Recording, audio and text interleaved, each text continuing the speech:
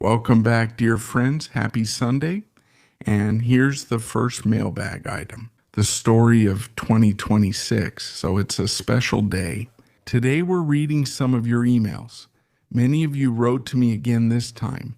And I have to say, you also asked some very, very interesting questions. I remind you, anyway, that the mailbox is active. You just need to write to the address F. Bettuzzi Dentro, Storia.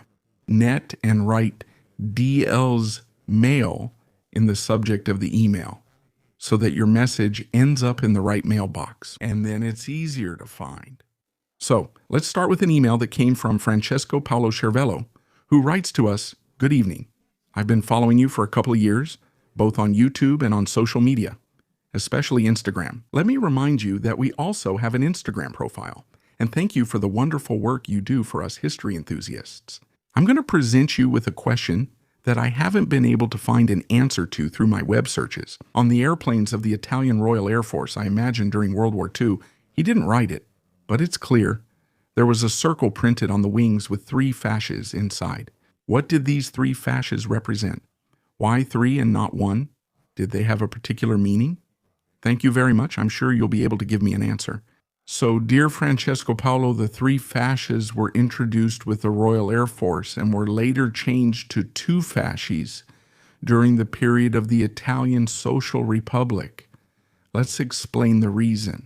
The 3 fasces basically represented the famous god, homeland, and the king. So they were the 3 dimensions of the dictatorship, which based its consensus on religion, nationalism, and respect for the monarchy.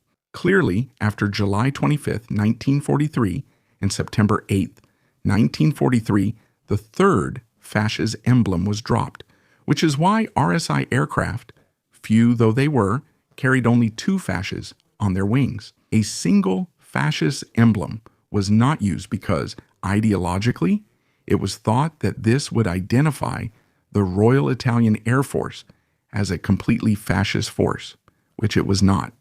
Let's keep one thing in mind. Within the ranks of the officers, especially the high-ranking officers, both in the Royal Italian Army, the Royal Italian Navy, and the Royal Italian Air Force, the presence of strongly or completely fascist personalities was a minority.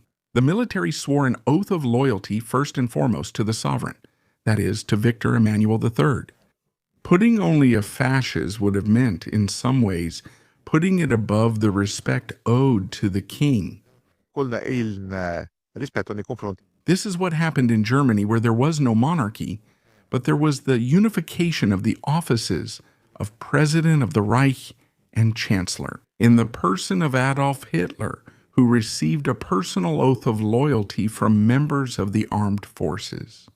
For this reason, the swastika was present on Luftwaffe aircraft, which in that case was identified as a sign of identification and respect towards A. As for the Royal Italian Air Force, however, the situation was completely different.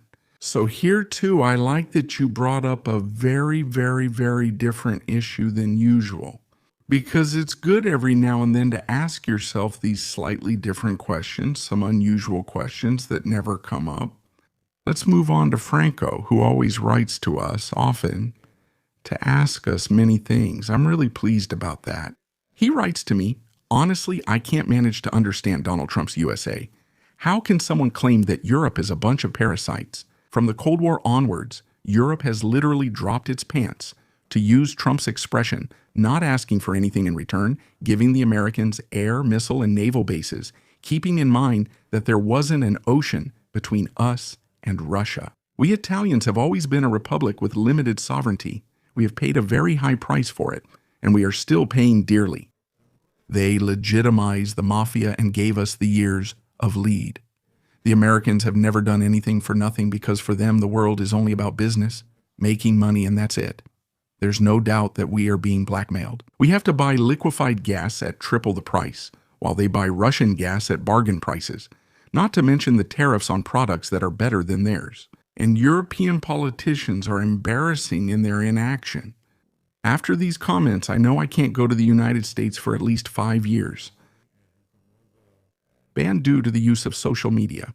Okay, given Trump's clampdown on privacy on social media. I'll come to terms with it. So I wonder, also based on Putin's statements and the same geopolitical vision between him and Trump, but are Venezuela and Greenland really worth the price of this turnaround? So Franco, you went on a long detour just to get to the current events. It's clear that Donald Trump is interested in Greenland for strategic reasons and because of its resources. Not for economic resources.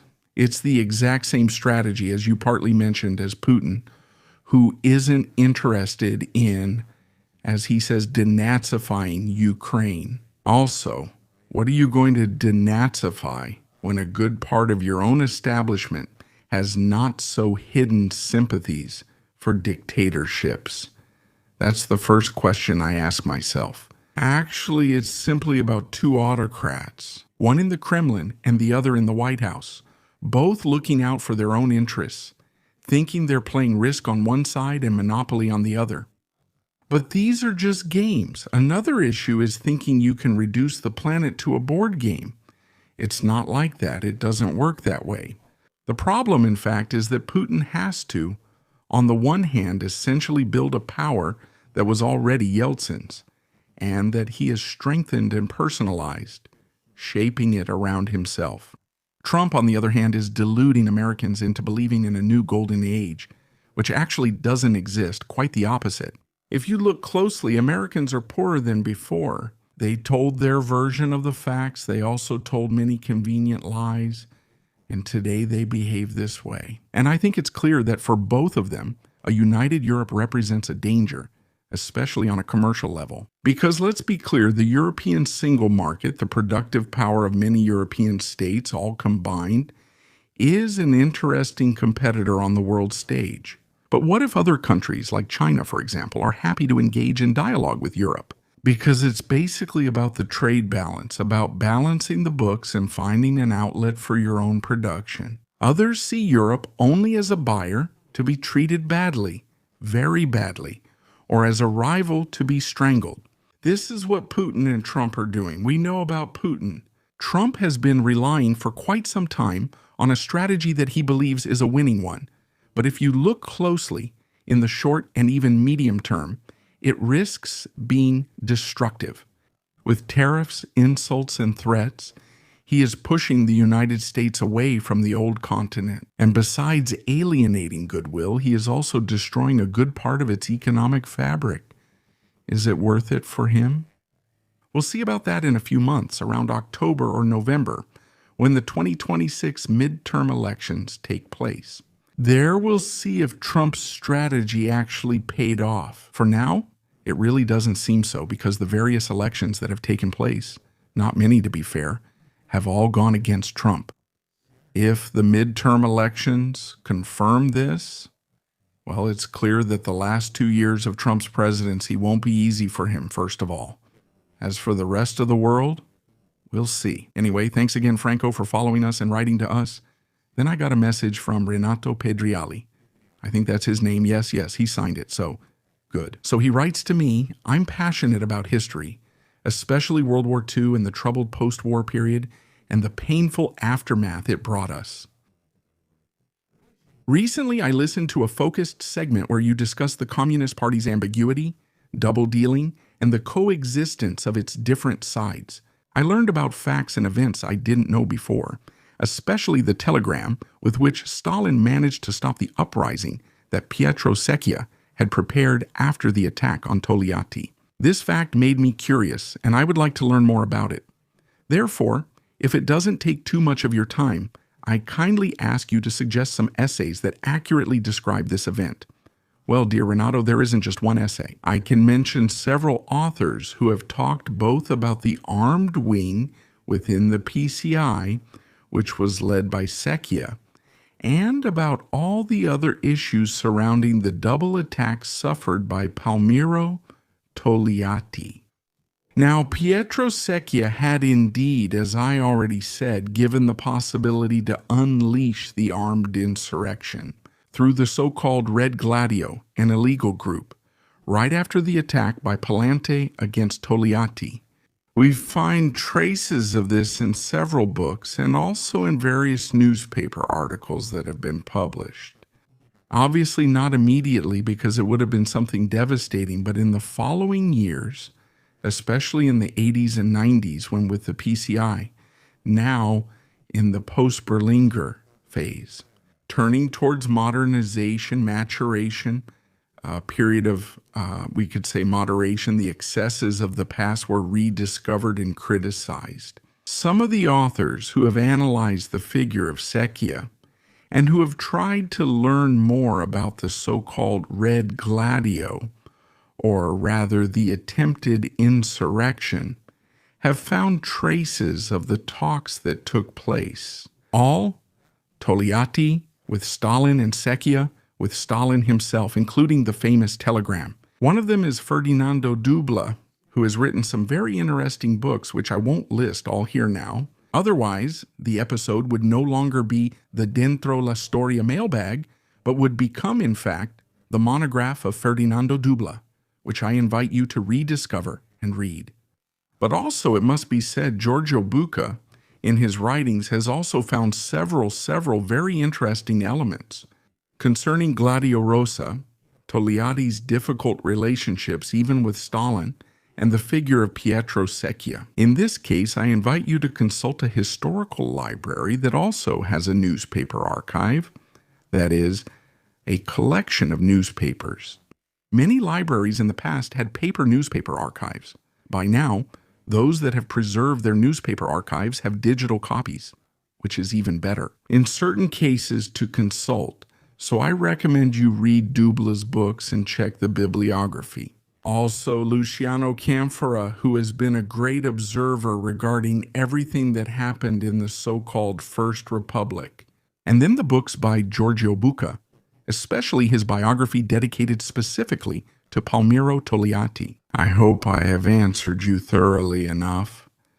Then Ralph Cialdini. You have already seen him in the community section. He sent us holiday greetings and some very beautiful photos of his collection.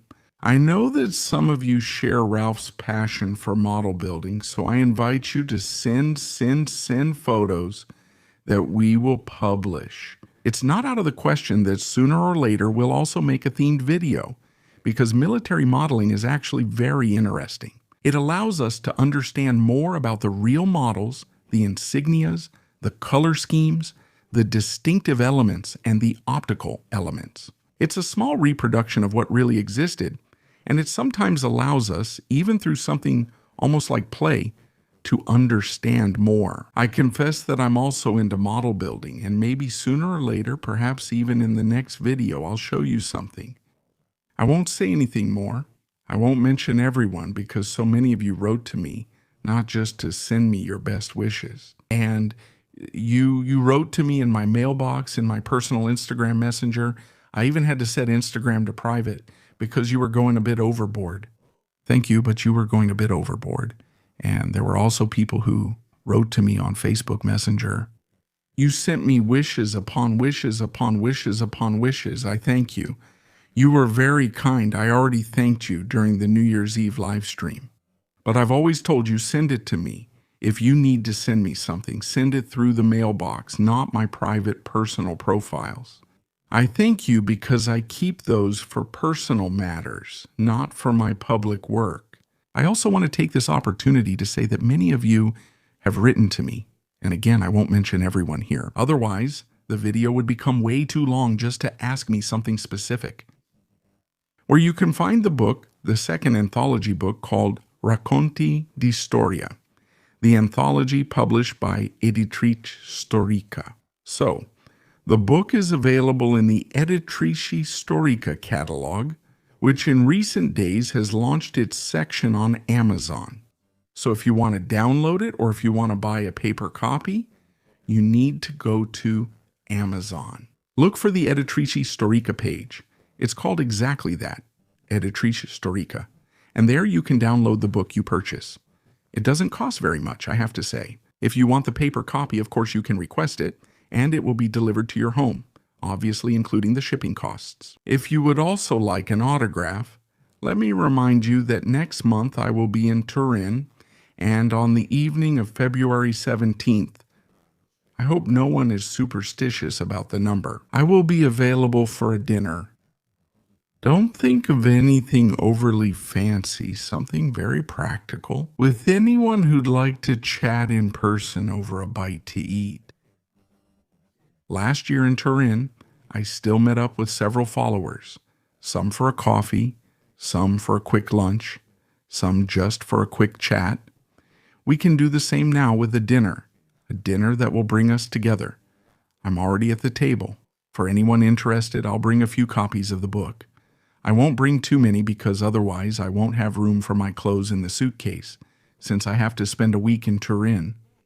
In that case, you can buy it and also get my autograph. Or if you have already bought it on Amazon, it will have already arrived at your home, so I can sign it for you on the spot. I hope I've answered because I think I received about 10 or 12 emails, all with the same question. Where can I buy the new book? There you go, now you know, so buy it whenever you want. Next month you'll find me in Turin. On the evening of Tuesday, February 17th, I will be pleased to have dinner with those of you who would like to join me. And in that case, on that occasion, you can buy the book or even have me sign and autograph it for you. I remind you, the book is from Editrici Storica, so if you go to the Amazon page, you will find it there from Editrici Storica, and you can download it. We'll stop here for today because I've already told you quite a few things. I've already given you a lot of information. I remind you to write. The email address for Dentro la Storia is ffbetulzi@dentrolastoria.net. The subject of the email must be DL's mail. Don't get it wrong, please. And for the rest, we'll talk again in the mailbag next month, and I'll see those of you who want to join in Turin in about a month. Have a good day and a good Sunday to everyone.